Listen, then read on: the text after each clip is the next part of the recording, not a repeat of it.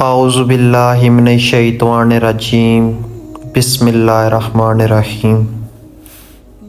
تمام اہل اسلام کو دل سے خوش آمدید۔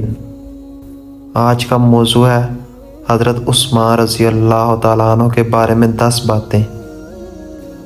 عثمان رضی اللہ تعالیٰ عنہ کی شہادت سے پہلے آپ نے ابو سر الفہمی رضی اللہ تعالیٰ عنہ سے اس طرح گفتگو کی: میں اپنے رب سے بڑی امیدیں رکھتا ہوں جس کے پاس میں نے 10 چیزیں امانت کے طور پر رکھ دی۔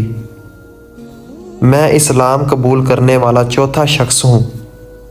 حضور صلی اللہ علیہ وسلم نے اپنی بیٹی کا نکاح مجھ سے کیا۔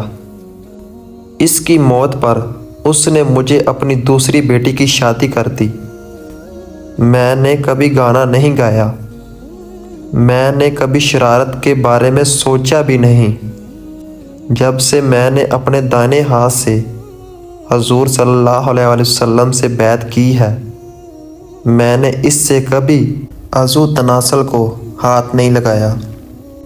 جب سے میں مسلمان ہوا ہوں، میں نے ہر جمعہ کو ایک غلام آزاد کیا ہے۔ میں نے زمانہ جاہلیت میں یا اسلام قبول کرنے کے بعد کبھی زنا نہیں کیا۔